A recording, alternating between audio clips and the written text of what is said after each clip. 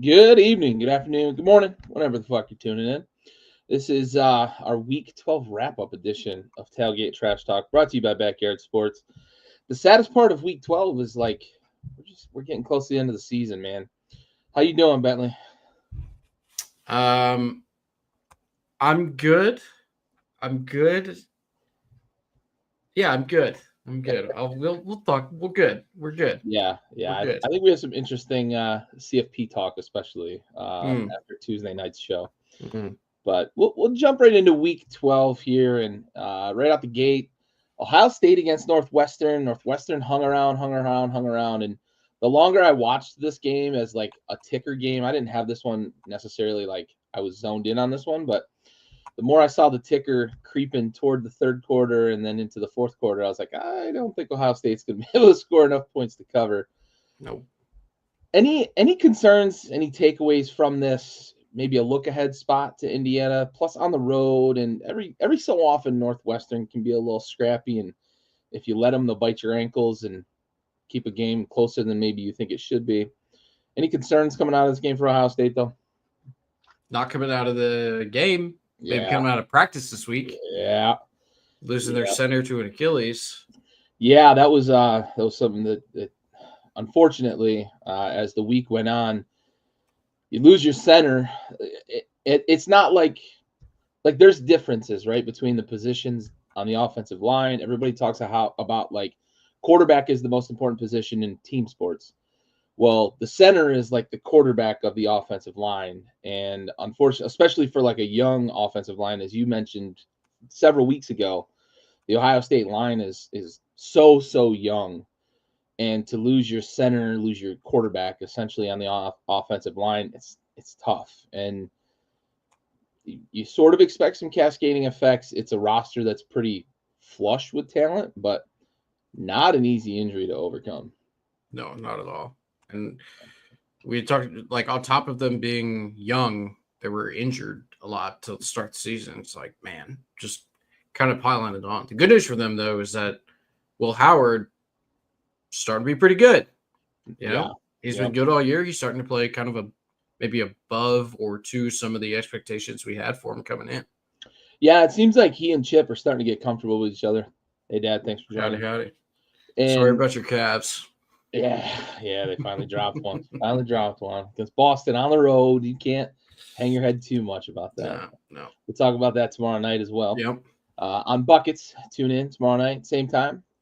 But yeah, it seems like you're starting to see more of kind of Will Howard can be a bit of a dual threat, and Chip Kelly is starting to get comfortable calling some plays that Will Howard's more comfortable with, route concepts, whatever it might be, which is not good for the rest of the Big Ten, which is not good for the playoff because, as you've pointed out routinely, most talented roster in college football went up to Eugene in a pretty hostile environment, played them tough, had a chance with an OPI and an unfortunate slide when they couldn't afford, and it just a confluence of factors, we'll call it, Yep. led to Oregon knocking them off. But neutral site for the Big Ten championship game. We think it's a collision course for Oregon and Ohio State to rematch.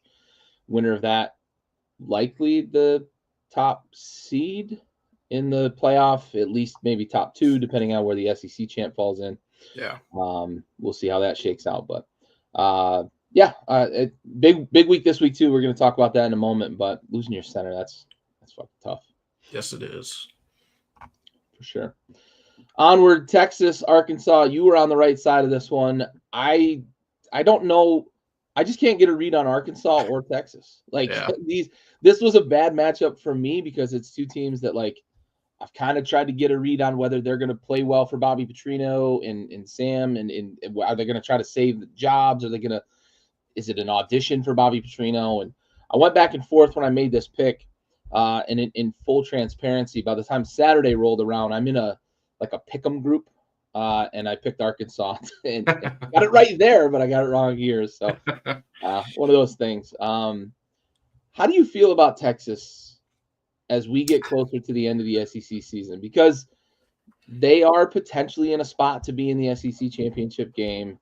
they are potentially in a spot that if they can win that SEC championship game to have a stake in the number 1 seed. If Ohio State were to knock off Oregon, obviously an undefeated Big 12 champ or Big 10 champ, we're not questioning, like, Oregon's the number 1 seed. But if Ohio State beats them, Texas, if they win the SEC championship game, could have a stake in a claim to the number 1 spot. Are they the best team in the country if that plays out that way? Are they a threat in the playoff? How do you feel about them? I felt a lot better about them last season. I can tell you that. I'm kind of like you, man. I don't know. Like, we talked for multiple weeks about the Quinn Ewers injury, and I was kind of steadfast in my take that it was like, just let him get healthy. He'll figure it out. Like, and he hasn't been bad, really, outside of the Georgia game where they had to sit him down. But he hasn't been great. Right. You know, which is kind of what you have come to expect from Quinn Ewers. And obviously the receiver talent isn't the same as it was last year, and they lost one of the best tight ends, not named Brock Bowers, in the entire country. It's like, we get it. You know, they're down. I think they're playing their 3rd string running back, or maybe their 2nd in blue. But they lost their lead guy coming into the season. It's like, man, like, I don't know, man. I this really feels like an any given Saturday type of team. We saw them in a dogfight against Vandy, who got smoked by Carolina, but beat Alabama, who beat Georgia, who then dominated Texas, but got crushed by Ole Miss. And it's like, you can talk yourself into this Texas team just by going up and down the roster and say they have a lot of talent, and they have a good coach in Sarkisian, and they have a guy playing quarterback who you expect to be one of the best in the country, right? Mm-hmm. But I don't know. Do I expect them to lose their first round matchup if they don't get a bye? No, I would expect them to win. I would expect them to win even if they did get a bye and they're playing, a first round winner in the playoff at a neutral site location. I expect them to win all these games, but I don't feel confident necessarily going in and picking them on a neutral site against Miami. Like, is Miami going to be able to score a ton of points? Probably. But I don't know what I'm getting from that Texas offense.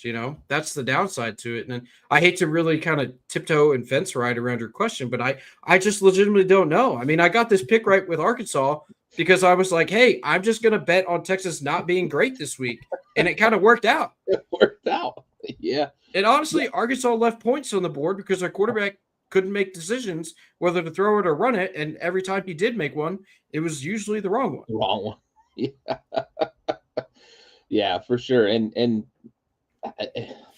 it is really hard to kind of put your thumb on and figure out what it is with Texas. They're not the same team they were last year. It might be the fact that they've lost what they lost at skill positions. That's a big deal. Quinn Ewers is not the same. We're starting to kind of see the ebb of Quinn Ewers here because we'd seen like highest rated recruit ever coming out of high school, right? Tied with Vince Young or whatever the fucking rating was. Went to Ohio State, didn't really work out there, never really established himself in terms of winning the job there. Transfers to Texas, wins the job, but then you get Arch comes in and everybody's questioning that. They have a great run last year, and you think, Ewers is going to take the next step, and we're talking about the number 1 overall pick in the NFL, right? Like that was the ceiling for Ewers coming into this season. Now it's like, is he a day 1 pick even, or like, is he a day 2 pick even? I like, you don't know what to make of him. It could be the injury. Maybe he's not right, but something is just not right there with Texas. Yeah. Colorado, Utah. Utah was game for a while in this. They were actually scoring points, but they ran out of steam, and Colorado kind of ran away late. Couple late touchdowns made this thing even uglier than the spread was. It's an unfortunate season for Utah. But I'm going to ask you the question about Colorado, and I'm not going to spoil your pick for this coming week. The way the Big 12 has shaken out, and we're going to talk about the BYU-Kansas game here in just a moment. How do you feel about this Colorado team if, say, they make the playoff? Is this one that you're going to point at and say, like, this is why we shouldn't have 12 teams in the playoff? No, that's going to be Indiana. Indiana and Penn State are going to be the ones that I'm going to say this is why we shouldn't have. And SMU, if they make it, like there will be teams Non-champion before, teams. yeah, because I truly believe that Colorado has to win the Big 12 to make the playoff. And I think Yeah. if you finish the season as hot as them and win your conference, you probably deserve a shot. Okay. Now, if they win out the rest of the games, they'd have one fewer loss than South Carolina. So that doesn't bite me in the ass saying that. So I'm good with that. It will be if they do win out the rest of the games and win their conference, it will be one of the best development stories of the year, right? Just going off of what we saw last year from this team, the talent they brought in on the defensive side of the ball, and they really are becoming a defensive and run the ball kind of team, right? Like everybody wants to talk about Shador Sanders and Jimmy Horn Jr. and Travis Hunter, obviously, and him slinging the rock all over the place. But if you watch these games, they're running the ball on these teams. Yep. And that's what's opening up the passing lane. And that's what they did not have last year because their offensive line was so bad that Shador was running for his life on every single play. I think that the Colorado State game single-handedly got Muhammad Kamara drafted. Like, because I haven't heard a damn thing from him in the NFL this year. And I texted you during that game and said, that kid's a draft pick. Yeah. Yeah, for sure. Yeah, it is amazing the turnaround you have seen, right? Colorado had the big start last year. I made some money on the TCU game. Big surprise upset against TCU last year to start the season. We found out as the season went on that maybe TCU wasn't the 14th or 18th, whatever they were ranked at the time in that game. Maybe they weren't that good of a team. But it was a big upset to start the Deion Sanders prime, Shador, Travis Hunter era up there in Boulder. And then the season went on and they got three, I believe they started the season off 3-0, and then they ended up winning like 4 total games at the end of the year. It was a real bad finish to the season. And you weren't sure what to expect coming into this year. A little bit of a scuffle out of the gates. But the one thing that was very different about them, and you mentioned it, is like the defensive front. And we've made the kind of anecdote here on the show a couple of times. It's like, there's a reason in the offseason that when Prime was asked about Shador Sanders and the Heisman candidacy, he talked about his defensive line. And when he was asked about Travis Hunter and him playing 2 ways, he talked about his defensive line. Like he was very excited about this defensive line, and they've delivered. And the offensive line, they're much, much better in the trenches. And we've talked about it a lot of times. You have to win in the trenches to win, especially at the college level. You can't get dominated up front because you just can't make up for losing that battle badly every week like they were last year. Yep. Clemson, Pitt. We covered this. Pitt plus 10. I'm going to give you the floor, though, homie.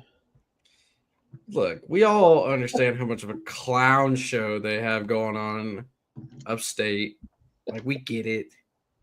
You know, Klubnik throws the ball 41 times. We have talked previously on the show that throwing the ball 41 times with Cade Klubnik is not a recipe for success. I think he had 47 or 43, whatever it was the last time we said that.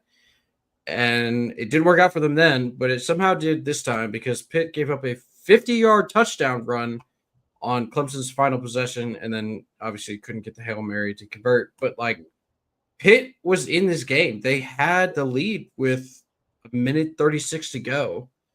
And everything was pointing Pitt, right? They kind of get bodied the possession before that. They come down and they score. I mean, Pitt just fumbled the bag, for lack of a better term, right? They're playing a backup quarterback. They have no run game to speak of for basically the entire day. And it's like, they just find a way to lose this game. And it really is. This game to me was so much more of a knock against Pitt than it was a boost to Clemson because Clemson won it on a busted play, right? Like, it was painful to watch. I was sitting in a Sheetz parking lot watching it on my phone because I was running to the store before the South Carolina game kicked off. And I was like, there's no way they lose this, right? Like, they have all the momentum. The crowd is behind them. And then it's like, Klubnik, keeper, he's gone. I was like, you gotta be fucking kidding me, dude. It was painful. Tough loss for the Pitt faithful.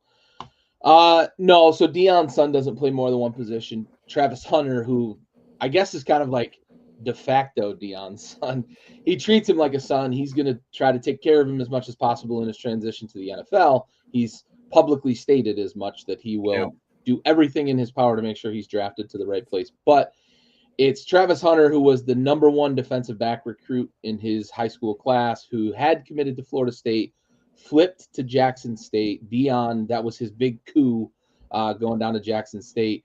Brought his sons with him. Shiloh plays safety. Shador plays quarterback. Shador might be the first pick in the draft next year. There's a couple of names that are going to be lumped in that top slot or two, but Shador might be the number one pick in the draft next year at quarterback. But Travis Hunter might be the number one pick as well if Jacksonville stays where they're at, because he is a very, very exciting player, much in the same vein as Deion was as a college player, a two-way guy. Deion didn't play as much offense as Travis Hunter does. Not many in the history of college football play 130 plays a game like Travis Hunter does. He plays basically every snap on offense and every snap on defense. It is unbelievable the level of conditioning and just supreme athleticism you see from this guy. So if Jacksonville stays where they're at because they have their quarterback, Travis Hunter might be the number one pick in the draft. It's unbelievable. And I know we joked a little bit early in the season of like Colorado might have the number one and number two picks in the draft, and they might have number one and number two in the Heisman race and not make a bowl. We made the joke, but it's no longer true. We made the joke way early, though, that they might miss a bowl game and have those two players. They're not going to miss a bowl game. They're already bowl eligible. They're not going to finish 1-2 in the Heisman race. There's a gentleman we're going to talk about here in a moment that should be the prohibitive favorite. Isn't quite the prohibitive favorite in Vegas, but should be. Anyway, that long answer short, it's not Deion's son that plays two positions. It's his adopted son, I guess, if you want to put a term on it. Tulane, Navy. Tulane put the beat down on Navy. Navy's Cinderella stories come crashing down, right? The Notre Dame game was the wave that broke the levee, and then it's kind of going downhill from there. Navy's just they're not talented enough. Tulane is sneaky. You talked about it earlier. This is a team that could sneak into the playoff and maybe leave another champion on the outside looking in, depending on how they finish the season here. The American Conference is nothing to shake a stick at. And yep, the green wave are coming, boys. The green wave are coming, and they've got a feather potentially in their cap, depending on how Army does against Notre Dame this weekend. Could have another feather in their cap before the season's over. Yeah, man. All Tulane does is they win and they cover. It's like that's what they do. They win, they cover, and they look fucking great doing it. Phenomenal. And also Darian Mensah, this freshman quarterback they have. Yeah. Like that's a name that we need to like keep an eye on going into next year. There's another freshman quarterback who personally I'm keeping an eye on going into next season, and we can talk about him. But the Darian Mensah kid, I mentioned him like really early in the year, talk about how big he looked and fast and like a dual threat guy.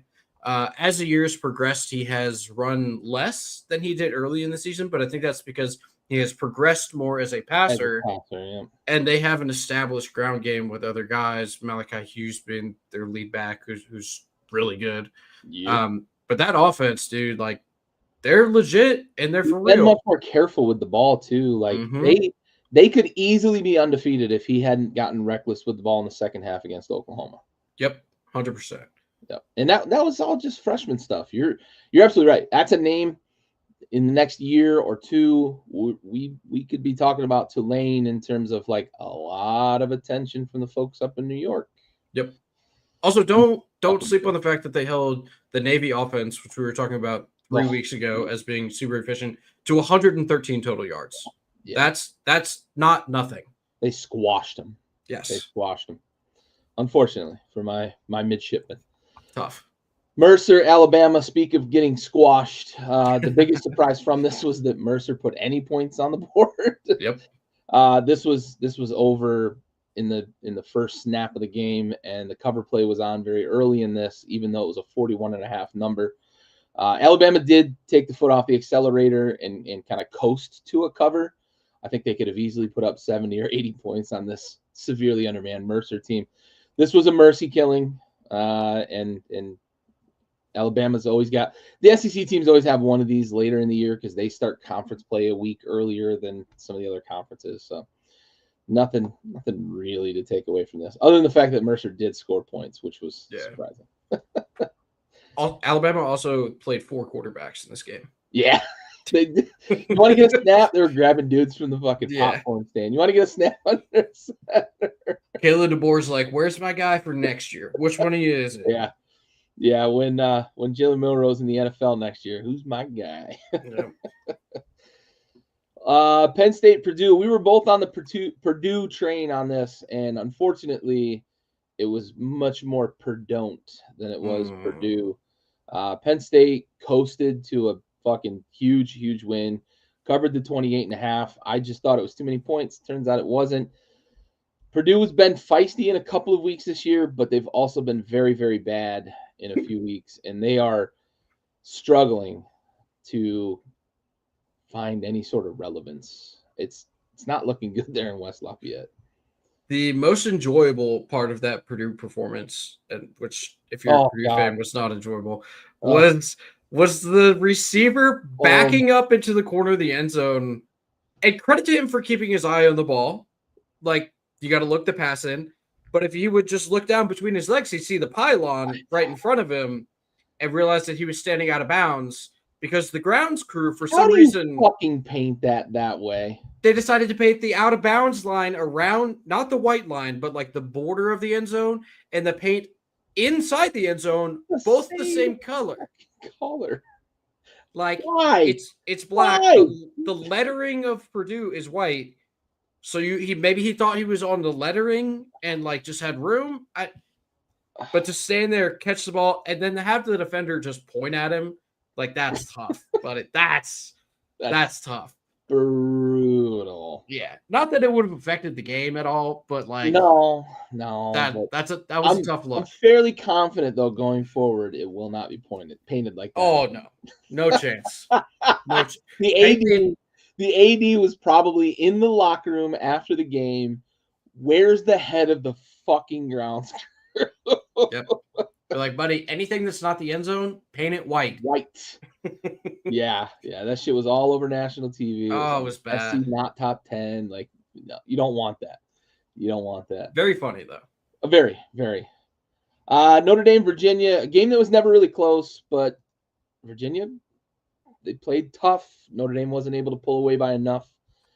I'm not going to talk about it yet. We'll talk about the CFP stuff later, but you got to squash a team like Virginia, though, right? If you're Notre Dame, Virginia's scrappy. They're not awful. They're 500. Like, yeah, they're not. They might be a bowl team this year. Yeah. Okay. But credit to UVA for not just rolling over. Sure. Yeah. Good for them. Yeah. SMU Boston College. This one went about as I said it would last week. I thought BC was going to keep it close enough to not. 19.5 was too many. I trust in Bill O'Brien to keep his guys engaged, even with Castellanos pulling himself out and going into the transfer portal. I just trust in Billy O. I think he's a guy that keeps the locker room engaged. He's a guy that isn't going to fold up shop. He's got the right mentality for the city of Boston. That's why he was so successful with the Patriots. And that's why I think he's got this Boston College program headed in the right direction.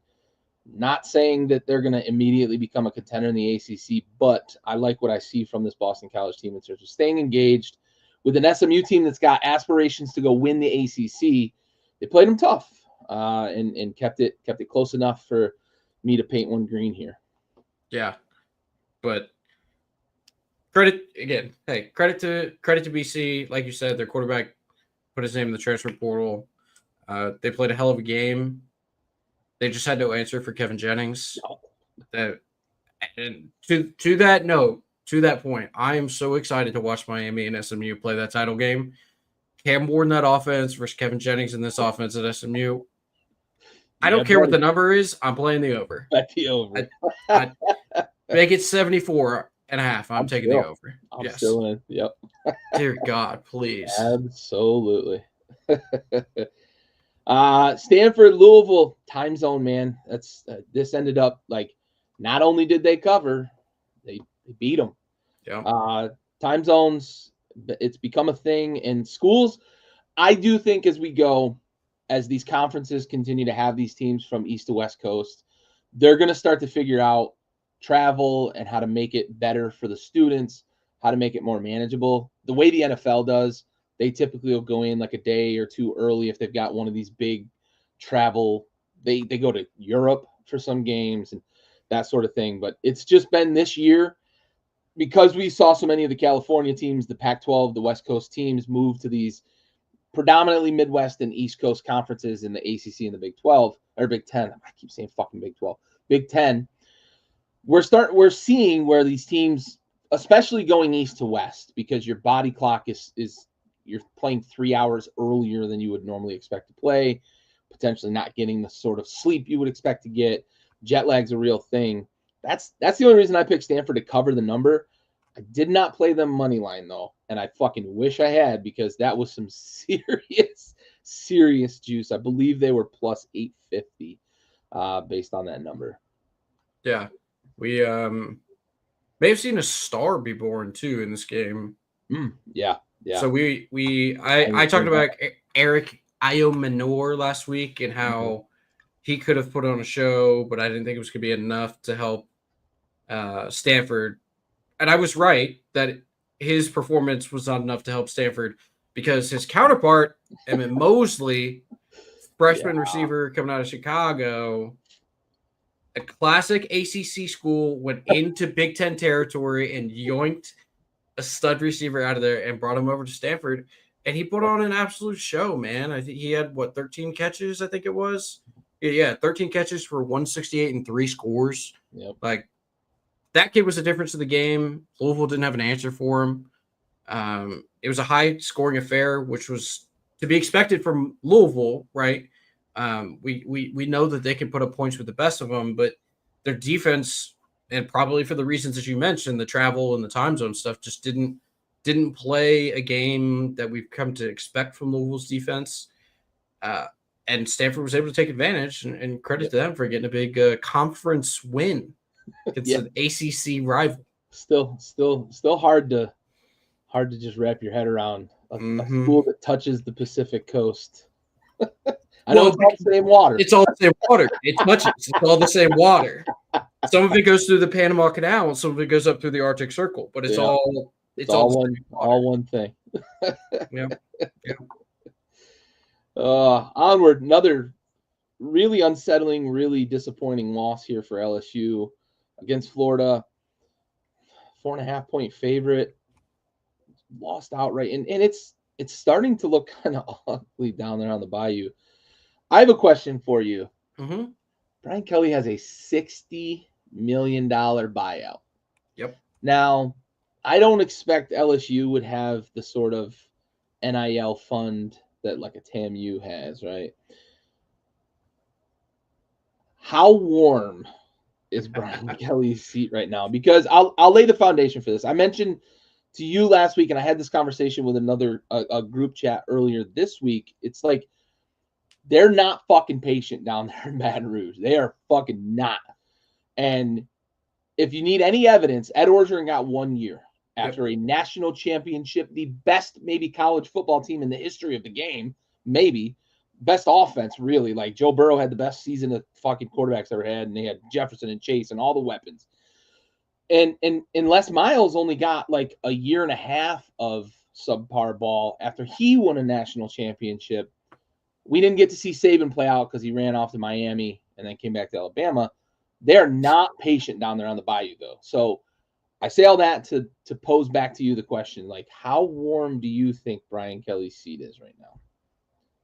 Well, let's see. They're 6-4. with games against Vandy, Oklahoma, and then a bowl game left. I think if they lose 2 of those games, he's probably out. I mean, his saving grace is that they have the number 1 quarterback recruit committed to play for them next season. Yeah. Even Barstool money couldn't get him to stick to Michigan. Yeah. Which honestly, you give me the choice between LSU and Michigan, I'm taking LSU every time, and twice on Saturdays. So his recruiting, which has never been his bugaboo, right? He's always been a pretty good recruiter. Is the recruiting alone do what? It's always the in-game management. Yeah, it is, honest. Like, and they don't win big games. You know, they don't. Brian Kelly team's not LSU. Right. He didn't do it at Notre Dame. Mm-mm. He won a lot of games at Cincinnati. Didn't win a lot of big games. Right. Now, you mentioned the NIL stuff, the booster money. They don't have it like other schools, really. They rely on kind of the culture and the LSU, the voodoo, if you will, to kind of make them what they are. And it works. They're premier visits with the talent. The student body there. Yeah. Doesn't hurt. I've been there. Seen it for myself. But yeah, I like if they lose 2 of their last 3 games, he's probably gone. To the quarterback point of him being committed to LSU, like the fact that he would turn down $10 million to go to Notre Dame probably tells me he cares more about playing for LSU than he does playing for a coach. So it's different than the Florida situation with Lagway and Napier, who, by the way, I were talking a lot about LSU, but that Florida team is night and day different when Lagway plays quarterback. Yes. I do not understand why the fuck he was not playing for week 1. That's crazy work, but his arm is so live. It's incredible how talented he is throwing the rock. He's obviously still young and he has a lot to learn, but like he does stuff. The touchdown he threw, like rolling hard left and throwing to the left with his body. He was like backpedaling left and then threw it left on the nose. I was like, oh my God, what? Silly arm talent. But yeah, I say 2 of the next 3 if they lose at LSU, Brian Kelly's probably out. And Kennesaw State and Charlotte both just fired their coaches. So there's openings. Yeah, there you go, Brian. Stay in the South. I mean, hey. Yeah. Stay down near your family.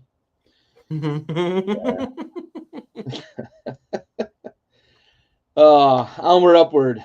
Mizzou, South Carolina. Carolina did not cover. Carolina did get a good win, though, against a very game Mizzou team. Mm-hmm. We talked about it a little bit before the game that we weren't sure if Brady Cook playing was the right decision. He's fucking tough as nails, dude. Yeah. He's tough as nails. But SC gets a big win. This was a big one, especially as we start to kind of see the playoff committees really bizarre way that they're ranking teams right now. We could see big shakeups over the next few weeks, really kind of out of the blue. That Clemson game is looming large in the playoff picture for South Carolina. And then there's a couple of teams ahead of them that still have big games on the docket that really could shake things up. So this was a big one that they needed to get in their own backyard against another team that still had playoff aspirations, right? Mizzou was still, well, if we win out. So I'll get off the soapbox now, though, and give you your moment here with South Carolina. Look, Gary, just because this is the first time in program history that we've won 3 straight games against top 25 opponents doesn't mean that this is not what we expect. All right. We think very highly of ourselves down here in Columbia. Not that I'm in Columbia, but I wish I was. We have high expectations for this team. Lenore Sellers we were talking about Darian Mensah being the freshman quarterback at Tulane. Lenore Sellers is the real fucking deal. This man is an escape artist who it looks like once a week he's just going to get out of a sack that he should not have. because Johnny Walker Jr. was owning the offensive line for South Carolina for the first 44 minutes of that game. Like, we couldn't, he was in the backfield the entire time, and our defensive line was getting bottled up. So credit to Mizzou, their offensive line played incredibly well. They were running the ball on us, which has been our fault all season long. And they were not allowing Kyle Kennard and TJ Sanders and Dylan Stewart to really get any pressure on Brady Cook. Our defensive backfield played pretty well. We gave up 2 explosive plays, and both of them went for touchdowns, including one to Luther Burden right before Carolina got the ball back with like a minute 14 to go. But it like, this team is just different than any other Carolina team that I've seen in the past, and to include the Spurrier teams, right? Like, the Spurrier teams, they were never in positions like this. Now, they talked about it on the broadcast, and I remember it vividly. 2014, the Connor Shaw game, where he came in an absolute monsoon in the other Columbia, and we won. I believe that game was in overtime. We beat Missouri, but they were good to the point where they weren't in these like super close games and had to come back at the end. This Carolina team is resilient through the end of the buzzer, and like, historically, Carolina comes out, gets the ball back with a minute 14, goes down, and does everything they can to kick a field goal. We even saw it earlier this year against the LSU team. Now, I don't like to harp on it as much as I do, but I'm going to. There was that phantom OPI call where Robbie Ashford threw for the first down. And like, maybe that changes that whole like aspect of the game, but we end up having to try to kick a field goal. And you have to wonder, like, with the missed field goal against Alabama, the missed field goal against LSU, like the missed field goal against Vandy the week prior, like, how many of those missed field goals loom in the head of Shane Beamer and Dowd Loggins going into the play calling on that final drive? And shout out Campbell. I forget his first name, but Campbell made 2 huge like catch and run plays to get us deep into Missouri territory. And then, I mean, just the man himself, Rocket Sanders. Oh my God, the 14-yard shovel pass, catch and run that he had. You heard Cole Kublik say it Cole Kublik was standing in the back of that end zone on the field, and he said as soon as he saw Rocket catch the ball and square his shoulders, he knew he wasn't going down.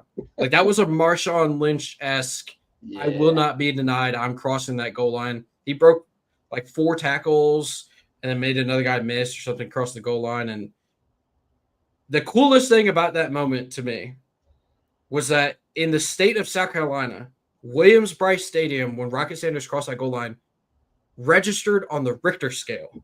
He caused an actual earthquake in the state of South Carolina. Like, again, it's just, these are things we have come to expect from a Shane Beamer-led team. Like, success comes naturally to us in Columbia, you know?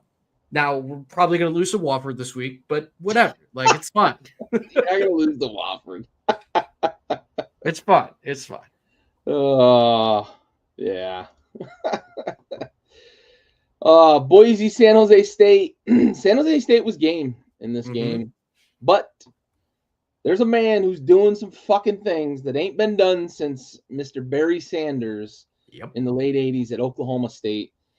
And funny anecdote about Mr. Barry Sanders. Barry Sanders was so good in college that he was behind Thurman Thomas back when the freshmen never really started over upperclassmen, yada, yada, yada. Thurman Thomas went on to be pretty good in the NFL as well. Barry Switzer told his defense, do not fucking hurt Thurman Thomas because they've got a freshman back there that we don't want to have carrying the ball. He was so good on punt and kick returns that they knew if they gave him the ball in the backfield, he was going to do what he did. And he went on to have the best college football season ever for a running back. Ashton Genty up there in Boise is doing some things. He's just unbelievable. And the way his pre-snap stance is just, it's so intimidating. Michael Myers, dude. Yeah, man, he's a fucking killer. It's fun watching him run the football. It's going to be fun watching him run the football at the next level as well. But this is a Boise State team that's on a mission. They're currently in the playoff, as Tuesday's rankings indicate. And we'll talk about the rankings here in a moment in terms of where everything ranks and stacks. But God, this Boise State team can be fucking fun to watch. San Jose State was game though. Got to give them credit. Boise crept away late to cover. They did, as it seems like throughout the season, Ashton Jeanty, no matter how many guys are in the box, no matter how poorly his quarterback seems to be playing that week, he's a guy who gets better as the game goes along, right? Yeah. Like I read the stat earlier. I read it last week. I assume it probably still holds similarly true this week. He's 5th in the nation in rushing yards if you only count his yards after contact. Like I had a very spirited discussion today with somebody about the Heisman Trophy, right? And they are team Travis Hunter. And I said Travis Hunter is not the best position player at either of the positions he plays in the country. There are individual. It's what the Bronco Nagurski Award is the receiver one, and then Jim Thorpe is the defensive back one. Thorpe and Blitnikoff. Yeah, Blitnikoff. Nagurski, and I was the linebacker, I think. Yeah. And I was like, Travis Hunter's not going to win either of those awards. He's not going to win the Blitnikoff, and he's not going to win the Jim Thorpe. So why should he win the Heisman? He's not the best at whatever he does. You know what he is the best at in the country? And this is extremely admirable because he's an incredible player at both of those positions. Just because you're not the best in the country doesn't mean you're bad. He's one of the 5 best defensive backs, and he's probably one of the 15 best receivers in the country.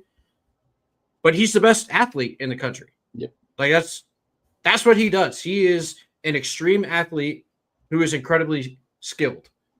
He has the best endurance of any player I've ever seen play the sport. It's wild. And that is nothing to shake a stick at. I don't feel as though I'm being disrespectful to Travis Hunter when I say that Ashton Jeanty should win the Heisman because he's doing things that we have not seen since some might argue the greatest running back ever to play the game, right? Yep. That story you tell about Barry and Thurman Thomas is incredible. Like nobody says that about Travis Hunter. Well, right. A backup, yeah, but like people will cite Travis Hunter's interception numbers as like, oh, look at how many interceptions he has. He's incredible. All right, buddy. Let me tell you a little thing about cornerbacks. How many interceptions does Patrick Surtain have in the NFL? Yeah. He's the best cover corner in the NFL. He has like 1 on the season. You know why? Don't throw at him. Nobody fucking throws at him. Right. Do you know what happened this week against Utah? Zach Wilson's younger brother dropped in a 46-yard touchdown over the top of Travis Hunter. And then people are going to be like, oh, well, he had an interception in this game. Yeah, because it bounced off of his own defender's face mask and landed in his hands. Credit to him for being there. He read the play correctly. He was putting himself in the right position. But he's not the best at what he does. He just is the best at being on the field the most. Yeah. Ashton Jeanty is, in fact, the best player in the country at his position and is single-handedly carrying a Group of 5 team to a 4 seed in the 12-team playoff. Yeah. Wild stuff. Boise. Beautiful. Kansas State, Arizona State. Woo. And boys down in Tempe, huh? Holy shit. Don't know what to make of Kansas State. They continue to be an enigma on the season. But what I do know is that as the season has gone on, quietly, there's a team out there in the desert that's playing some damn good football. And it's not the team we thought it might be at the start of the season down there in Tucson. It's the team up in Tempe. The Arizona State Sun Devils knock off Kansas State, and they are in the top 25 this week coming up. We're going to be talking about their game in the Week 13 preview. Not something I would have expected this season with them not playing a ranked opponent. Right. Yeah, Sam Levitt, man. Sam Levitt and Scattaboo, those boys. Oh, yeah. And what's his name? Jordan Tyson, that receiver that had 12 catches this week. Like, that offense is fun, man. Yeah, if you can't root for a college team with a white quarterback, who can you root for? Or white running back, who can you root for? Right? Yeah, right. Not to make it a race thing, but like seeing white running backs is just fun. Yeah, for sure. And they got a coach who is an alum, right? I think he played ball there. And he came out this week and was like, hey, I get that we don't have like the biggest home field advantage because we're in Tempe and there's a million like fun things you can do here. Yeah, I mean they continue to be the number 1 rated party school. Yeah, 100%. And he came out and he was like, "Hey, if you're not going to come to the game, that's fine, but don't sell your ticket to a K-State fan. Yeah. Make sure you give it to an Arizona State fan." Yep. For a team that's 8-2, they shouldn't have to do that. No. Like, Arizona State? My message to you: horns up, baby. What do we do? Get your ass to the stadium, support your boys, because Sam Leavitt is just about as exciting a quarterback there is to watch in college football. And this team is awesome. The vibes are so high there. Yeah. They have an incredible, incredible team, and it's so much fun to watch. Yeah, they've really recovered from kind of the fallout of, the Herm Edwards end of the era and the way the players kind of rebelled and that sort of thing. And Jaden Daniels was fun there. Ayuk was fun there. And then he transferred out. Ayuk went to the NFL, and things kind of fell apart for Herm, and they're on the right track here. Like you mentioned, 8-2. That's nothing to shake a stick at, even in the Big 12. Yeah. This is a fun team to watch. That offense, like you said, real fun to watch. Oregon, Wisconsin, and dude, Oregon almost blew this. Blew this, and I don't know if they were just too cute. Wisconsin got up for this game, but it felt like a very different Wisconsin team. Really kind of controlled the line of scrimmage on both sides of the ball against Oregon during this game. And Oregon just never, ever seemed to get into a rhythm offensively, low-scoring affair. And Wisco had a chance late in this game, didn't capitalize, but this was a real scare for an Oregon team. And I know they went west to east and into a stadium they're probably not familiar with. I don't know how often Oregon would ever even play up there in Madison before they joined the Big Ten. So, I mean, I know like probably not one of these players has ever even been to the state of Wisconsin. So, what an effort though from Wisconsin in this game. Scared the living daylights out of the number 1 team in the country. Yeah.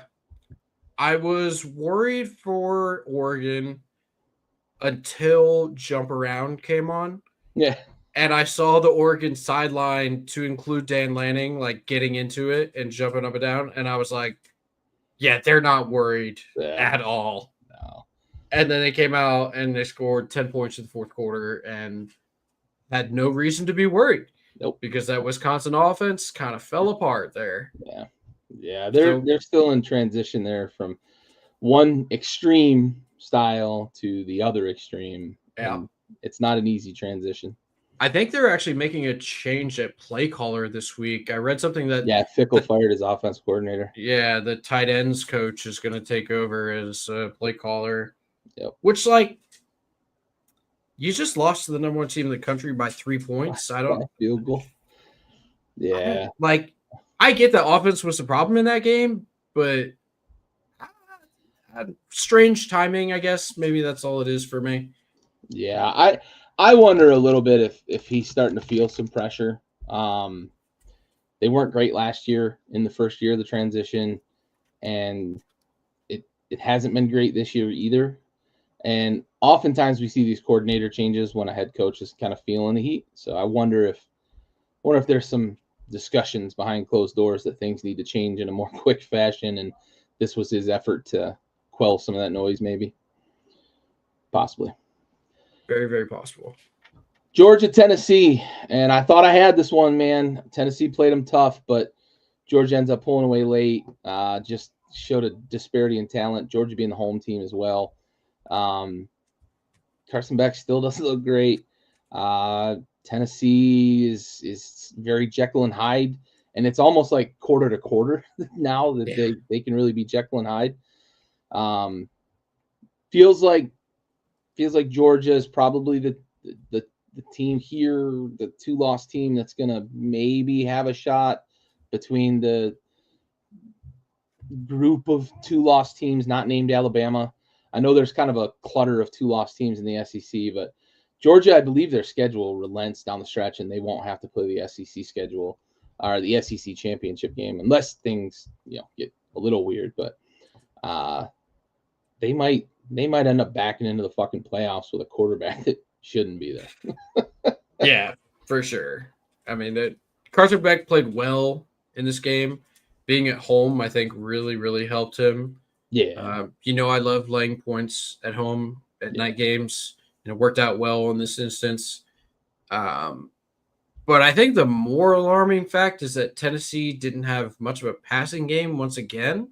Yeah. Like Nico, 167 yards. Like it's very weird. Dylan Sampson is really carrying that entire offense right now, and he's doing a great job of it. He's so good. He's incredible, but he might end up being like a third round back that just fucking takes the NFL by storm. He's so talented. Yeah, he really is incredible.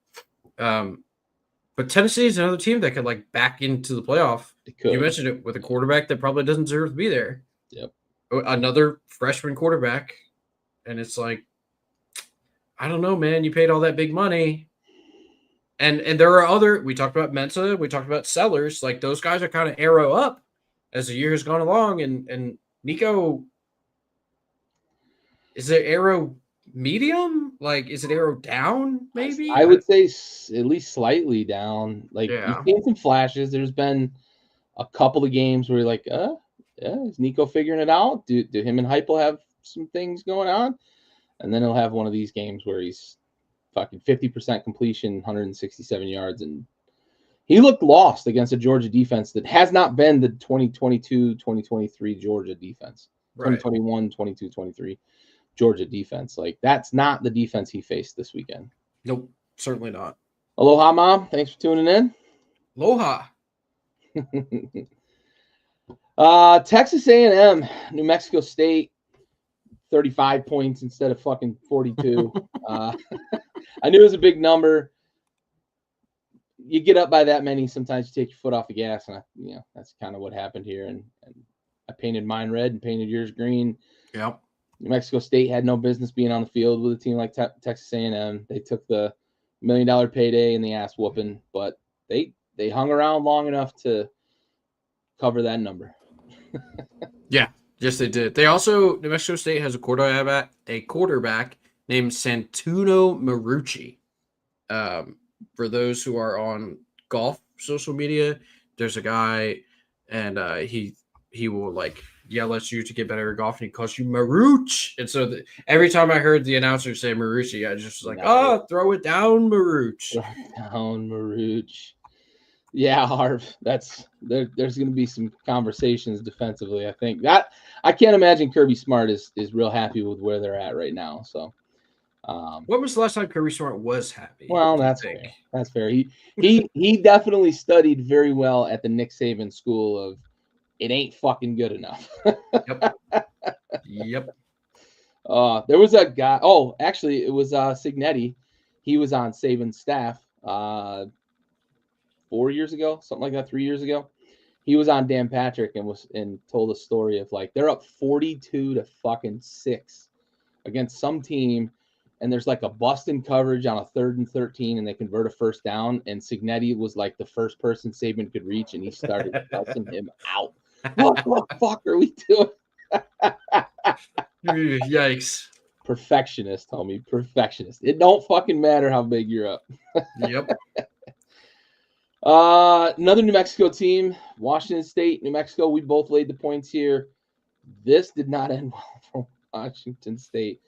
1 week in the rankings and on their way out. This is a bad loss for a program that the Pac-12 is trying to make a comeback, and Oregon State and Washington State were kind of left holding the bag when everybody else bolted. You worked your way into a ranked position, and then you lay an egg against the New Mexico Lobos. A team that was very high scoring, to be fair. Sure. New Mexico can put up points. 72, I think, in this game, 72 and a half, something like that. Yeah, somewhere in there. So we expected Washington State to win. Obviously, you don't expect to lose a game like this. But the final score looked a little more like something I kind of expected, high scoring. Oh, yeah. Yeah. Neither of these teams known for their defense, right? Nope. But, yeah, I mean, this is just kind of the end of a feel-good story, I feel like, for Washington State, right? Yeah. They had kind of a soft schedule because they're not really in a conference. Yep. Tough to kind of schedule games out when you They were have no scheduling anybody that would fucking take them. Yeah, like you're not a player, quote unquote, in the college football era at the exact moment you're trying to schedule for next season. It's like, well, we schedule all these games and then we win all these games, and now we're in the top 25. But look, we've turned back into a pumpkin because our defense is not good. Yep. Yep, that's exactly right. And finishing out the week, woohoo, big upset. We talked about them being live dogs, and yet we still laid the number with BYU, and we paid the price. Yep. Big upset. Shakes up the Big 12 because now you're looking at Iowa State's like, fuck, we dropped a game we shouldn't have, and Kansas State dropping games they shouldn't have, and Arizona State suddenly like, can BYU drop another one? Can Colorado drop another one? We might be in the mix here. Yep. Things are a little more interesting in the Big 12, at the top of the Big 12, because BYU dropped the game. It was almost like BYU was just expected in the championship game, and everybody else was playing for second place to see who was going to go play them. Now things are very different, and thanks to Kansas, you've said it numerous times, and it really played out this weekend in this game. Like, they're a very different team when they're healthy at quarterback. Just such a different, very, very different team with Jalen Daniels back there. Yeah, 100%. They've gotten healthier as the years gone along. They're still a very good coach team. Yep. I was most impressed coming out of this game by the defense of Kansas. Yeah. They played very, very well against BYU. BYU, they kind of muffed that punt and gave a short field to Kansas, which really flipped the entire script. But like, you still have to score points, right? I mean, I get that this was a low scoring game, but if you're BYU and you're trying to, for my sake, lay the points at home in a night game at elevation with a team traveling east-west, that's a game you got to win if you want to be taken seriously. And BYU, for all intents and purposes, could have played themselves out of the playoff. If they, for some reason, drop the conference title game, I don't know that a 2-loss BYU team gets in. It's scary hours in Provo. I agree with you. I don't think a 2-loss non-champion in the Big 12 gets in. I really don't. That feels like, now that BYU lost the game, that feels like a one-bid conference, honestly. Yeah. If BYU had been undefeated going into that title game, and say Colorado, right, with 2 losses, plays them in the Big 12 championship and beats them, I do think a 1-loss BYU team hangs on to fringe 11 or 12 seed. I see no scenario in which they lose that championship game and still get in. So that feels like a one-bid conference now. And that kind of shakes up our discussion we were having about, are we going to see 4 bids from the Big Ten and the SEC? Well, the more of these one-bid conferences we end up with outside of the Big Ten and the SEC, the more likely it is that we'll get 8 teams from those fucking conferences. And there's a realistic possibility that, like, the Big Ten could have fucking 5 teams that are right there that you could kind of talk yourself into with the format of the playoff. You could talk yourself into them. So really interesting now that, like, you get the Big 12 that's pretty much essentially sealed up that it's a one-bid conference. Mountain West was always going to be a one-bid conference if they maintained their ranking. And you mentioned Tulane, right? Like, they could kind of sneak in and play spoiler here for one of these other conferences if, one of these champions stumbles and ends up with 2 losses in the ACC or the Big 12. Like, maybe you could make an argument for a 1-loss American champion whose only loss was to an SEC school, potentially being ranked over them. And then in the Mountain West, right, Boise State's only loss is to Oregon. So a lot of shakeup with this BYU loss. A lot of second and third order effects with this BYU loss to Kansas. Yep. Really dropped the ball. Shout out Kansas, though. Shout out Kansas. Absolutely. All right, well, that concludes Week 12. You got anything off the board from Week 12 you want to highlight before we talk? We'll talk a little CFP before we get to Week 13, but I'm going to put you on the spot for a moment if you do have anything off the board. Yeah. Shout out Hawaii. Excuse me. They had to travel to Utah and play a snow game in November. Now, they did not win. They actually lost by 45. But just shout out to them for doing that. Having You to brave know, the elements. yeah, having to brave the elements. JMU wins the battle against ODU for probably the best team in the state of Virginia. Mm. Wins by 3, so credit to them for that. I don't know. We talked a lot, or I guess we didn't talk a lot about it, but we hit on this week that the best matchups from last weekend were definitely the top 25 matchups. There were not a ton of like super engaging games. I mean, UNLV handled business. They won by 21 against San Diego State to jump back into the rankings. Back in the top 25, Yeah, so that's cool. But like the best games really from last weekend were the ones that were played within the top 25. Yep, for sure. All right, well, let's talk CFP because we had some interesting things. The BYU loss shook things up a bit, and now we have Boise State as the 4 seed, the non-Big Ten ACC SEC champion is now the Boise State Broncos. Jesus Christ, Buffalo Broncos, and BYU, the Cougs dropped down, and I believe they slotted in at 12 in the rankings as the highest, the number 1 seed right now in the Big 12. So as the projected champion in the Big 12. I want to ask you the question because I understand brand recognition, and I understand that Notre Dame was always going to have like this bias from the CFP committee that as long as they could justify them being in the playoff, those eyes are going to be on a television set no matter what.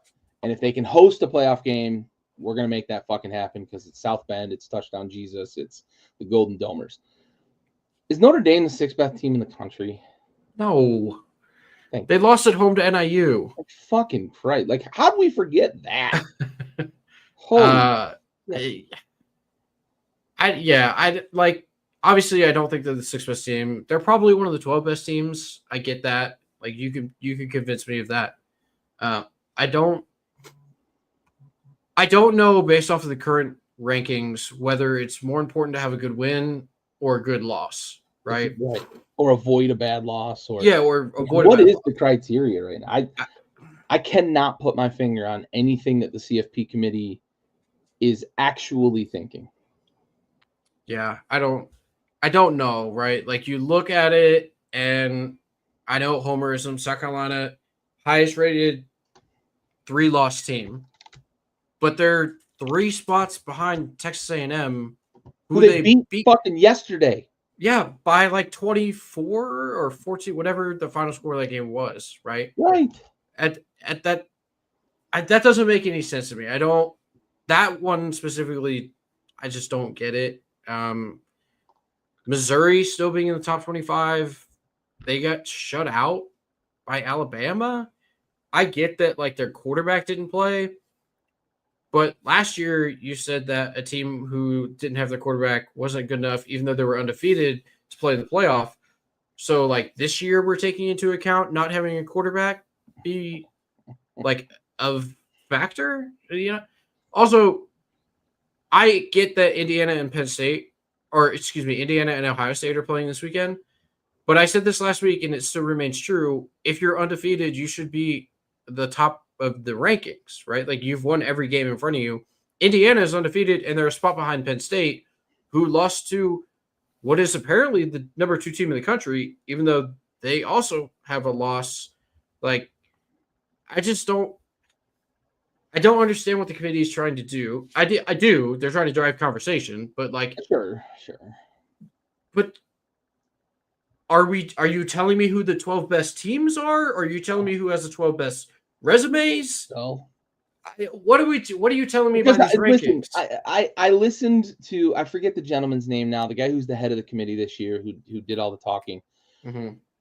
He come on and said like, oh, strength of schedule was a big part of the consideration. No, it fucking wasn't, because Notre Dame has the 67th best schedule in the fucking country right now. And you're not going to convince me that you're 57th best schedule in the country. It's still terrible.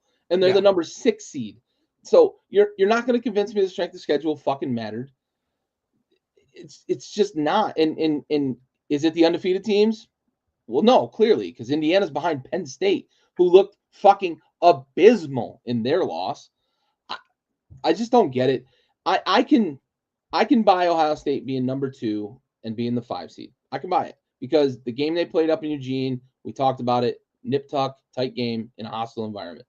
But then you keep going down, like Clemson being where they're at. What are we talking about? They hung on by the skin of their ass, and they had one of the worst losses of the year. Like they looked like they shouldn't even have been on the field in that game. Like it was so bad.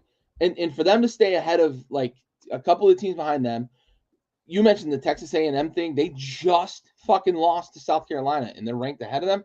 So we are not giving the world, the country, the 25 best teams in the order that they are in terms of racked and stacked by being the best teams.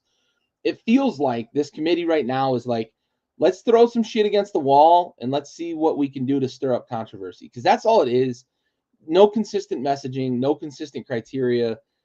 And I'm okay with it in terms of like stirring up conversation, but you've got to be okay with me criticizing you then. Yeah. that's 100%. 100%. Yeah. Like it's weird. Do I think that Tennessee is the 11th best team in the country? No, I don't. They just got dog walked by Georgia. Excuse the pun there, but like I don't know. They're doing exactly what they want to, I guess, by stirring up controversy and driving conversation because it's working. Yeah. But I'm looking at these numbers and it's like you just can't convince me that Ole Miss is not a better team than Notre Dame. Right. I get that they lost to Kentucky, but they also crushed Georgia. Smashed Northern Illinois. Yeah. Oh, yeah. It wouldn't. Oh my God. Jackson Dart wouldn't even need to play. Yeah. I don't know. We'll find out in 3 weeks, though. Yeah. 2.5 weeks, whatever it's going to be. We're getting there. They're going to have to shuffle a lot if they're going to get this thing right. That's for sure.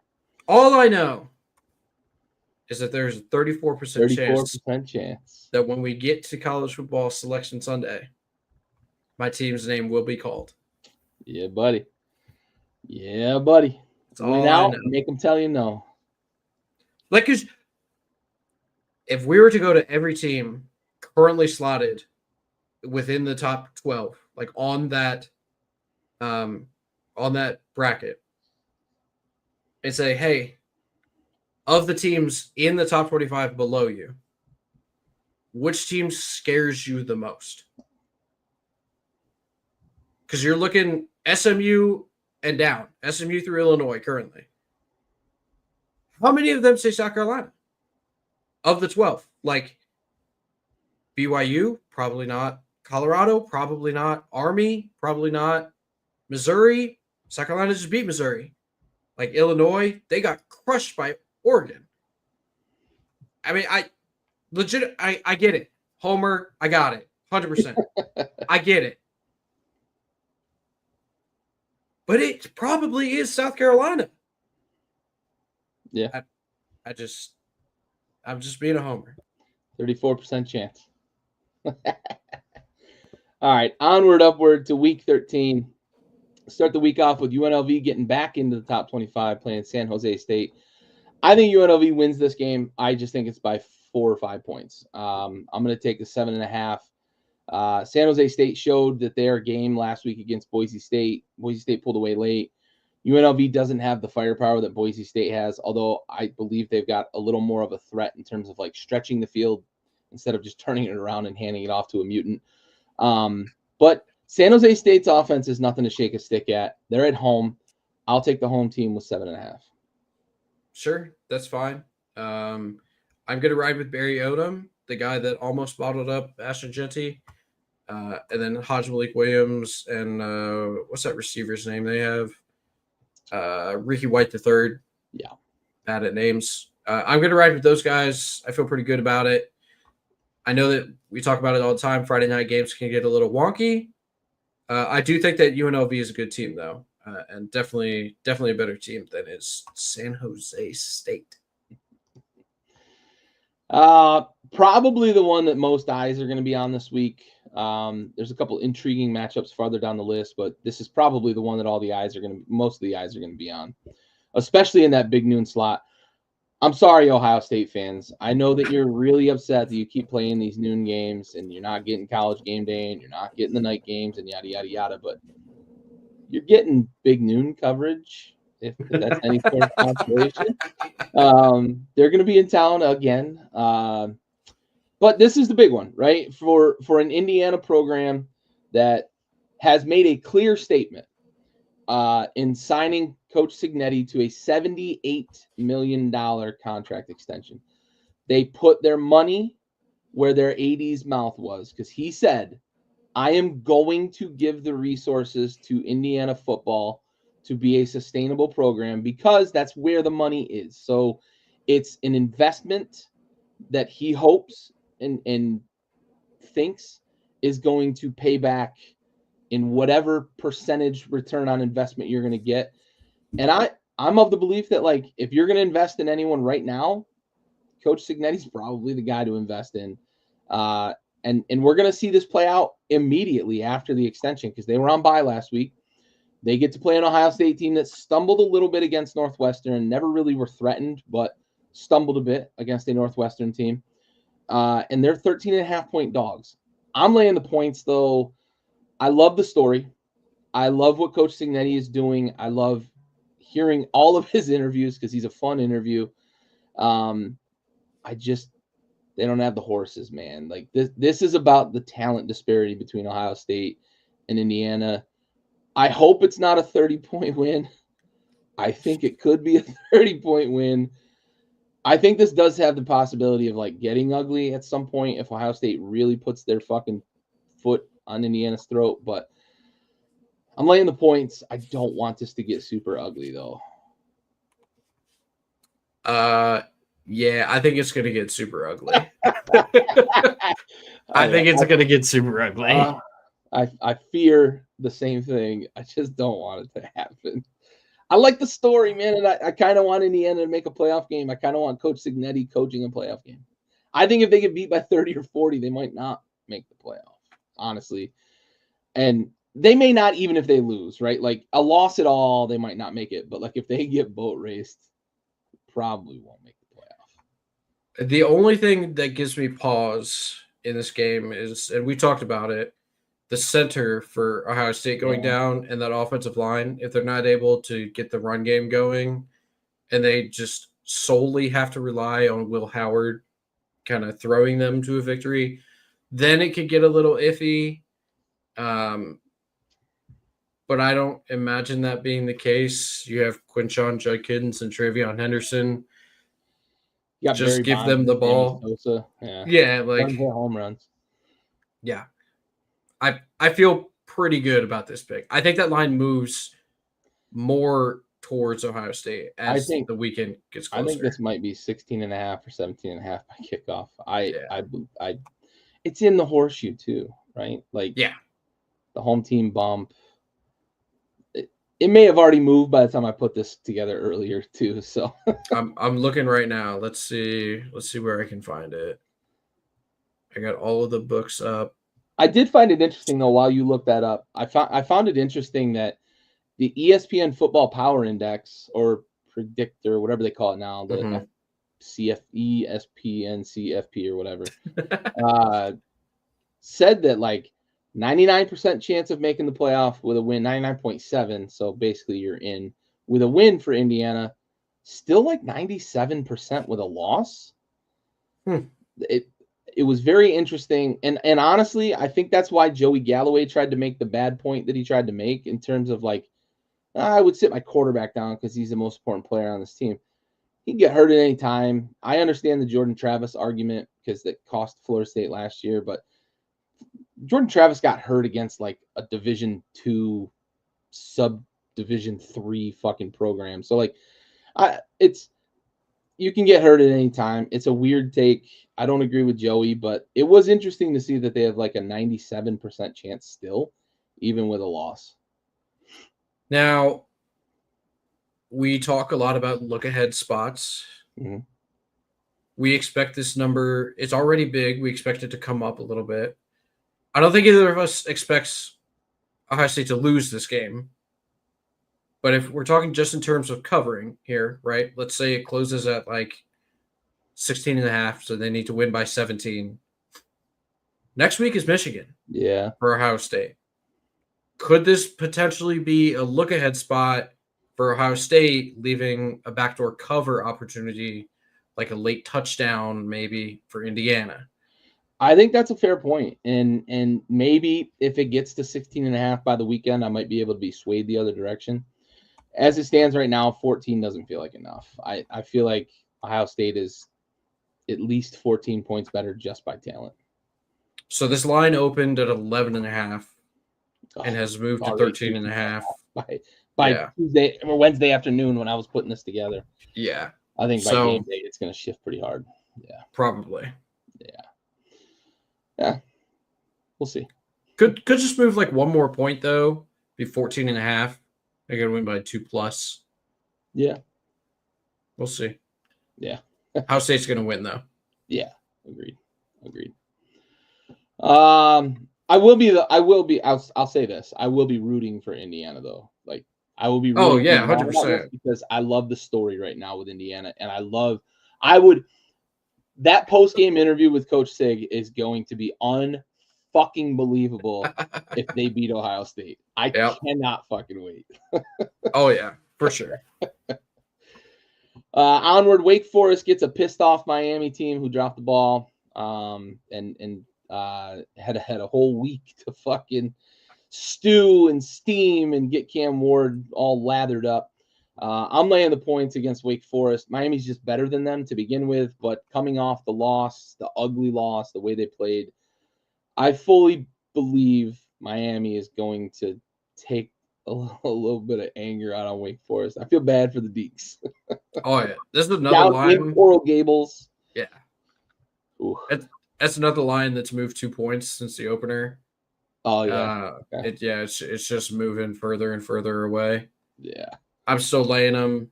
You mentioned it, Cam Ward, bye week. Yeah. Give me Miami. Get them lathered up. Ole Miss, Florida. Ole Miss feels like they finally kicked the stigma of the Kentucky loss, and they are on a mission. They have figured out that they're a very good defensive team, and Jackson Dart has figured out he's got more weapons than just Trey Harris. The offense looks really good. The defense looks really good. They look like a pretty complete team right now. And what's Florida got to do to beat them? Or maybe even just to cover this line, because Ole Miss is on a mission. DJ Lagway's got to be DJ Lagway. Like, that's what we're looking at. Or I don't know. What's the path for Florida here? Jackson Dart gets the flu Friday. Yeah, maybe Ole Miss doesn't show up. Yeah, physically show up. Go to Tallahassee instead of Gainesville. Yeah, we thought it was a home game. Yeah, we're in Oxford, boys. What's going on? Yeah, but Billy, where the fuck are you? Yeah. I don't. Yeah, I'm all over Ole Miss, man. Yeah, I know I said this team is very different when DJ plays, and I know that LSU beat Ole Miss, but Ole Miss is not LSU. Yeah. Yep. All right. SMU, UVA. I just don't know that Virginia's got enough to keep up with SMU. They are fucking humming, especially on offense. Give me SMU 42-20 or something like that. They're going to cover, and I think they're going to cover pretty easily. Yeah, I agree. Virginia's been scrappy the last few weeks, covering these spreads, but SMU's on a mission, man. Yep. They're sitting outside the top 12 right now. I know that they were seeded in the bracket, but no, they weren't. Were they seeded in the bracket? No, they weren't. They were the first team out. Yeah, because Miami is projected as the ACC. Yeah. They're on a mission though. They want to prove to the committee and to the rest of the country that they are a team to be taken seriously. Give me SMU, baby. Yeah, buddy. So trivia time. Putting you on the spot here, bud. Okay. SMU has a path to become the first team to win the ACC in their first year since, and this was I'll give you the year. It was the Okay. year 2000 or 2001. Who was the team, the last team to win the ACC in their first year entering the conference? 2001. Boy, that's a tough question. I'm gonna double check if it's either 2000, 2004. I'm sorry, 2004. 2004. Was it Virginia Tech? Yes, it was. Nice. Yes, it I was. was like that. I was thinking that's too early for Yeah, Virginia Tech, yeah, but yeah, yeah, 2004 makes sense. yeah. 2004. So they could become the first team to win the ACC in their inaugural season since Virginia Tech in 2004. All right, and yeah, they very much feel like they're on a mission for sure. They won the AAC last year on their way out, and they want to win the ACC on their way in. Illinois Rutgers, interesting line here. I can't say that I'm super surprised by it because of the Jekyll and Hyde nature we've seen from Illinois over the last month-ish. We talked a lot about Illinois kind of having an identity throughout most of the season, and it feels like they've kind of I don't know that they've gotten away from it, but they haven't been as successful in it. I'll say that over the last few weeks.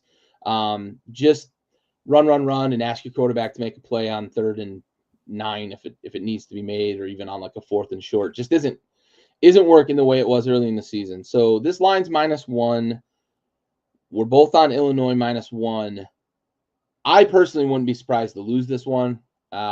Schiano's got some things going on up there in Rutgers. We could see them maybe reemerge as a program to be reckoned with. The last time we saw Greg Schiano with Rutgers, he had Ray Rice and them boys playing some really, really good football, winning the Big East, winning 11 games one season, including their bowl game. Any surprise if we missed this one? No, not at all. No. These teams are pretty evenly matched. The line makes sense. The line is basically a pick 'em. It makes sense. 100%. I kind of have liked Illinois this year. I've been on them multiple times, and going back to the well. Yep. Let's hope the well ain't dry. Yeah. UMass Georgia. I'm a little surprised you're on UMass on this. I understand the number, but man, UMass is real bad. Yep. Yes, they are. You know who else is not good at football? Okay. Carson Beck. Fair point.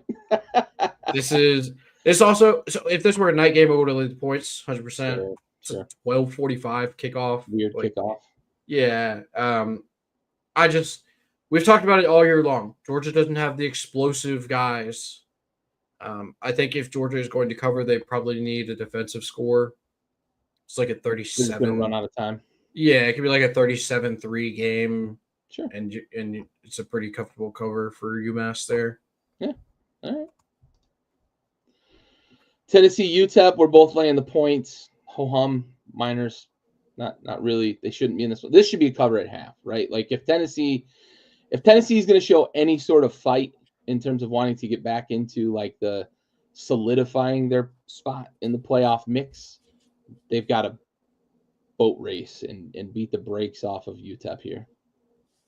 Yeah, home game, bounce back spot. Bad loss last week for them. Josh Heupel is a good coach. I think he'll get these boys up and ready to play. Yep. Kentucky, Texas. We're both going to take the points here. I think this has a lot to do with us not necessarily trusting Texas the way we would need to lay 20.5 against a Kentucky team that's already proven it can take Georgia to the wire. They beat Ole Miss. They are going to play, and they are not going to stop until the final whistle. Old Stoopsy's got them playing some pretty solid, rugged ball up there. They're going to play you tough. I don't know that Texas has the ability to really run away from a team like that. I have a fun fact that is going to shock you about this game. I love that. So Kentucky is going to Austin to play a football game. This is the first time ever in their program's history, this will be the furthest west they have ever played a football game. What? They played here once prior in 19, I think it was like 41 or maybe it was like 61. What? Furthest west they've ever played a football game, to include bowl games. They've never ever played a bowl game west of the fucking Mississippi. Like, Nope. I guess Austin's west. Yeah, Mississippi, not but west like, of Austin. further west than Austin? Really? Not Yep. one?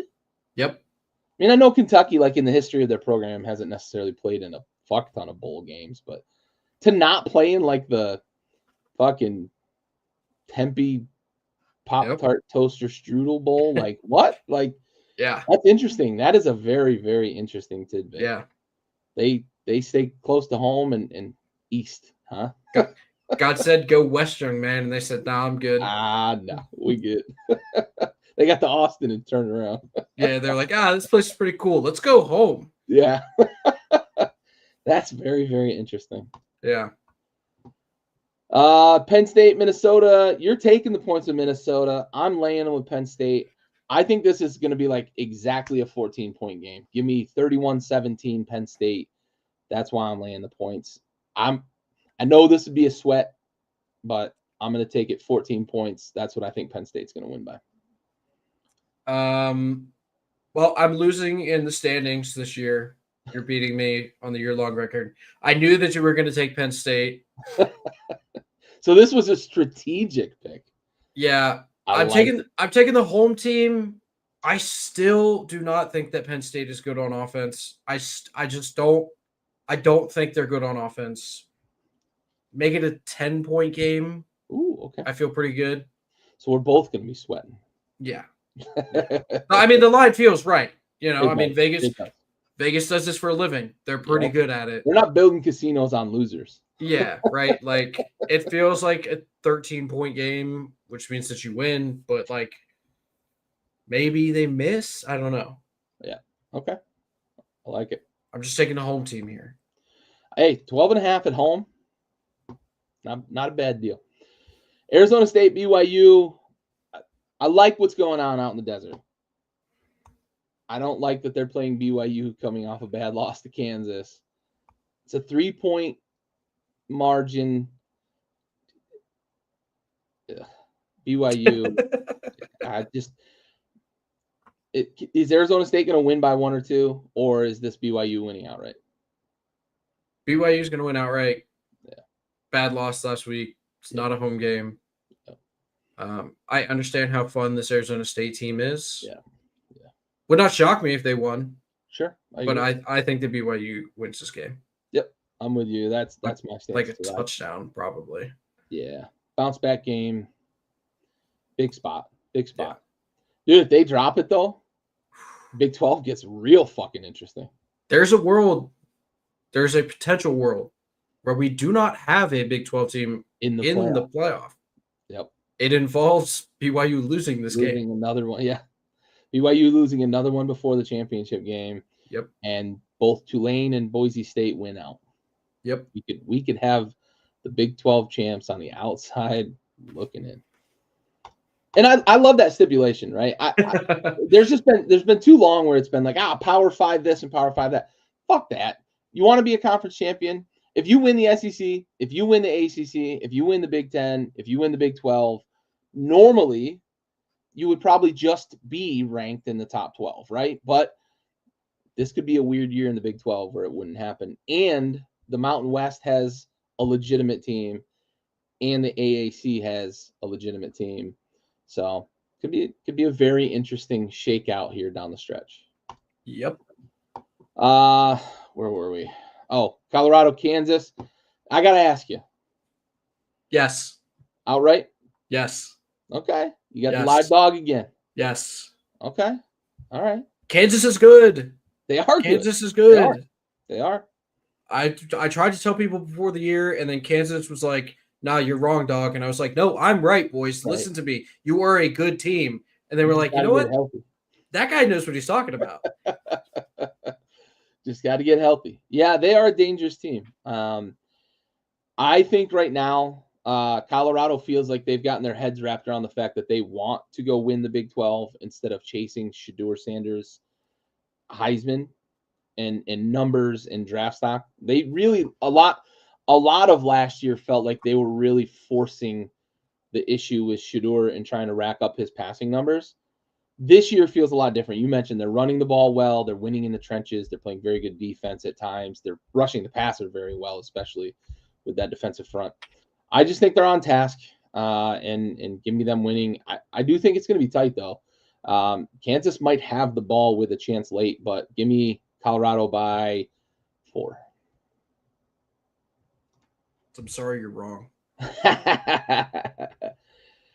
Citadel, Clemson.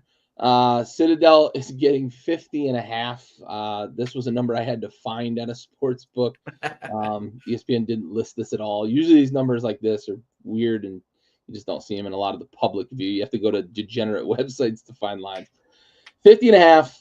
I think that like the best high school team in Clemson could probably beat Citadel by 40. So for that reason, give me the Clemson Tigers by accidentally winning by 56 after 3.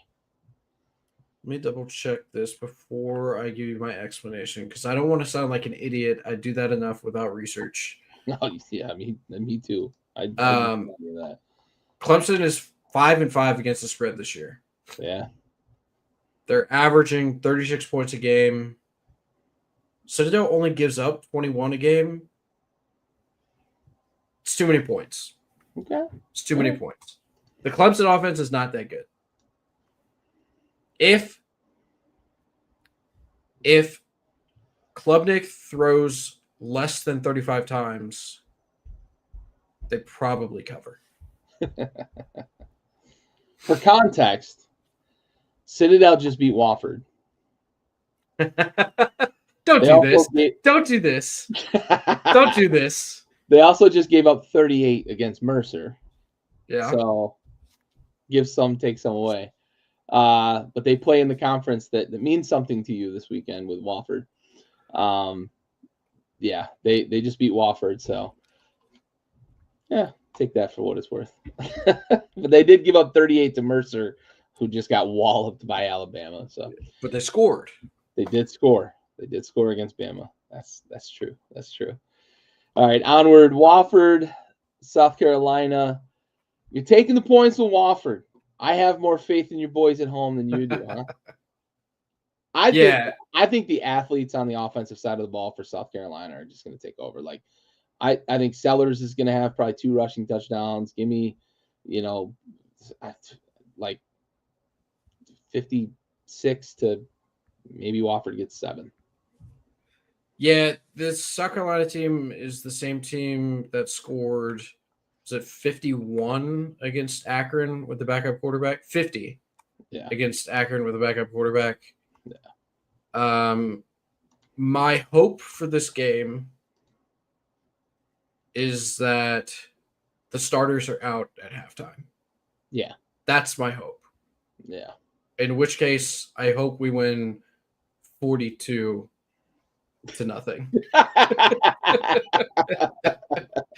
I like it. 42-0 at half, 42-0 at the finish. No. I want the second string to score. Oh, okay. So 35-0 at half. Yeah, I need Larvadan and Mazio Bennett to get some touches. Okay. But yeah. Future stock. Yeah, maybe even put Dante Reno out there, the third string quarterback. Who knows? Maybe. There you go. Onward, Mizzou, Mississippi State. We're on the opposite side of this. I just don't know what to make of Mississippi State. They've burnt me a bunch. They're probably going to burn me again. At home, 7.5. I think Mizzou wins this probably by 7. So I'm going to sweat the hook in this one. The Mizzou that played last week would smoke Mississippi State. Yeah. So Drinkwitz is a proud guy, not in a bad way. But we talk about it. We talked about it last year. We talked about it most of the year this year, how we believe he has that program headed in the right direction. Good programs don't quit late in the season. Give me Missouri by like 2 touchdowns probably. Yeah. Notre Dame Army. Feels like another military academy is going to have its Cinderella story come crashing down at the hands of Notre Dame. Just don't have the dogs. Don't have the horses. it's going to be a slog. You have to score on every possession, and Navy wasn't able to do that. I don't know that Army's going to be able to do that. Notre Dame defense is good. The advantage that Notre Dame has over like a lot of other teams that get surprised by the service academies is that they play both of these two service academies every single year. They don't play Air Force every year. They have played Air Force in the past. They don't play them every year. But they've played these two service academies with the triple option. Navy's wrinkle in its offense wasn't even enough to really throw off Notre Dame's defense. Unfortunately, it's probably going to be the same story for Army here, and it looks like we're pretty well in lockstep on that. Yeah, the 15-minute drive that Army had against Kitts, North Texas. 15 minutes was a 92 yards and something like that. 21 plays, I think it was 22 plays, something like that. It's just absurd. They're gonna need about 3 of those. Yeah, and Notre Dame to fumble the ball once or twice. Yeah. Unfortunately for them. Yeah. You mentioned it. They don't. Notre Dame is the one school that plays these guys enough to not be caught off, and they just don't have the horses to play with the Notre Dame. To score 14 points against North Texas, that's tough. That's tough. Yeah, for sure. Let's see. Boise State, Wyoming. You're taking the points with Wyoming. So, talk to me. You think we're going to see, is it the home team? Is that what it is? Or is it something else? Yep, home team. Okay. Night game. Okay. Well, I guess not really. It's like a 4:00 game for them, but 7:00 Eastern, right? Regardless. Yeah. Yeah, I mean, Boise will win. They probably win by 21. So, like, I'm not taking Wyoming as a live dog, but 23 is a lot of points for a Boise State team that is not the most prolific at passing the ball. Yeah. Yeah, I feel like they're going to have to hold Wyoming under 10 to probably make this number stick, and I think they're going to, but wouldn't surprise me if this was like a 31-10, 31-14 game, something like that. Yeah, wouldn't surprise me. I just think Boise's going to get it going. I think the push for JT's Heisman candidacy is alive and well there, and maybe they'll push the envelope a little bit and try to blow them out. Bama OU. It is 8:47 p.m. on the East Coast, and OU still sucks. Shout out Raul from the Blitz. Bama though, they seem like they've kind of figured this fucking thing out on offense. It's Jalen Milroe right, Jalen Milroe left, Jam Williams right, Jam Williams left. Yeah. What's that? You're muted. Boom, Ryan Williams. There you go. Boom, Ryan Williams over the top. Yep. For sure. Texas A&M, Auburn. You're going to take the points with Auburn. I was a little surprised to see this one. Are you calling the upset here, Auburn over Texas A&M? Yeah, why not? All right. Night game. I love home teams at night. I love them. Yeah. Love home teams at night. Is Marcel Reed playing quarterback again for A&M? I'm not sure yet. I don't know if they've made that determination. As I do some live research that I should have looked up earlier.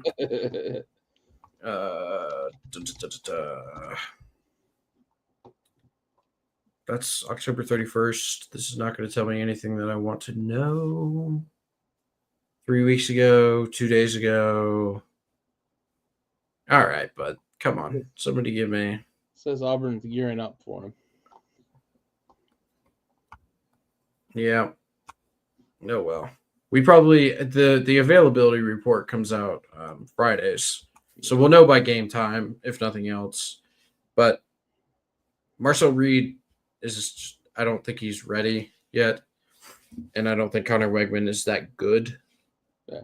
And somebody probably 2 months ago, at least 13 weeks ago, told me that Auburn was going to win the SEC. So I have to imagine that they're just a good football team. didn't say they were gonna win. Did Oh. you? Dude, I could have been talking about anybody. What do you mean? Yeah.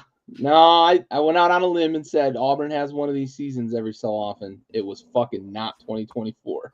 Yep. Oh shit. Finish out the week with Iowa State, Utah. We're both going to take the 7.5.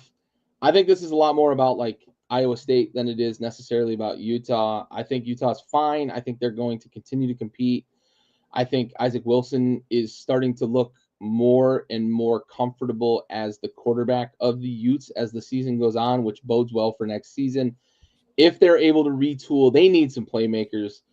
They need to restock the defense because they're going to lose some guys to the NFL this year. But I don't think they're going to have a real concern at quarterback next year, maybe with this Isaac Wilson guy. I think he's shown he's capable. They've got to put some stuff around him, though, because he's not a guy. He's not Cam Rising, right? Let's not fool ourselves into believing like he's the next coming of a dude who can put a team on his back and make them a good offense.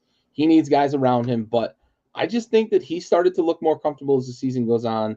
But I think Utah's going to continue to compete. Also, you famously have a saying, nobody goes into Salt Lake and has fun, especially not at night. It's true. I've had fun in no Utah. Football team goes into It's Salt true. Lake. And It's true. I've had fun at night with players on the Utah football team. There you go. If that counts. But we were in Park City and not in Salt Lake City. Fair. And I was not an opponent. I was a friendly. Right. Yep. That's my reasoning for taking Utah, by the way. You don't go into Utah at night and have a good time. Yeah, for sure. All right, bud. Well, that finishes out our top 25 for week 13. What you got off the board for us? I got a couple for us. All right, I'll save the juiciest one for last because we are degenerates, and there's a degenerate number out here that just beautiful. All right, so we're going to start with Vanderbilt, my boy, our boy, Diego Pavia, going on the road to play a night game in Death Valley. We know that he is capable of beating Alabama. We know that he is capable of going to Auburn and winning on the plains at Auburn. Yeah. This would be a test to see if he can go into Death Valley and take down the juggernauts that are the 12th man in Baton Rouge at night. So that should be a lot of fun. Yep. Diego Pavia against that LSU team at night, obviously, bucket list trip. I have not been for a night game. I really, really would love to go one day. Yeah. We are getting a matchup in the Tupac. We are getting Washington State playing in Corvallis against Oregon State. This is a matchup we will see twice next year in the regular season. They will be playing home and home. Yeah. Which I think is pretty cool. They're making the best of a bad situation. Yeah, that's the thing. They're doing what they can. Yeah. To overcome the mess that is the Pac-12, or as you called it, the Tupac currently. Tupac, the baby. 6-pack next year. Yep. Boy, I can't wait for those jokes.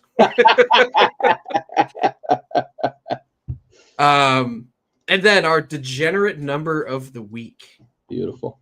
We have Eastern Carolina traveling to Denton, Texas to take on North Texas.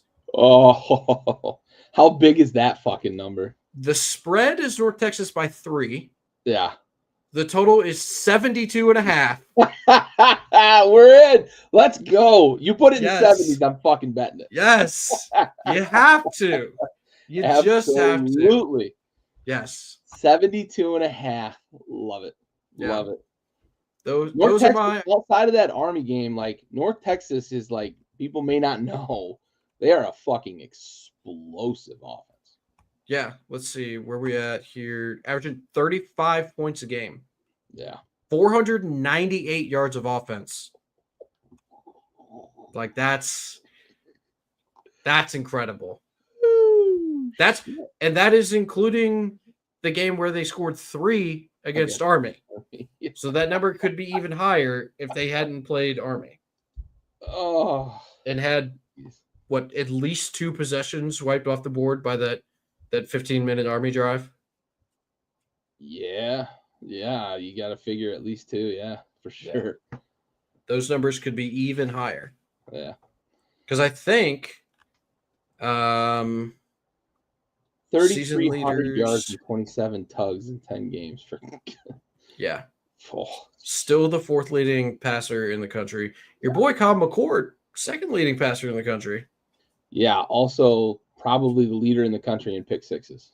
Well, he giveth and he taketh away. Yes, he does. Yes, he does.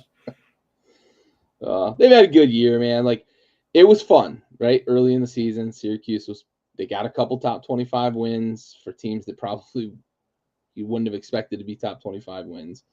But yeah, he can take it away pretty quickly. That Pitt game was over before it started. Yeah, that was an ugly performance by him. That was brutal. I feel bad for a kid after something like that. Yeah. But 7 wins, not bad. They've got a chance for 10 if they can win out. They can win 10 games if they win their bowl game. They've got a decently – the whole season has been a decently favorable schedule for them. They've got UConn this week, and then they finish the season with Miami. They're not going to get to 10 wins.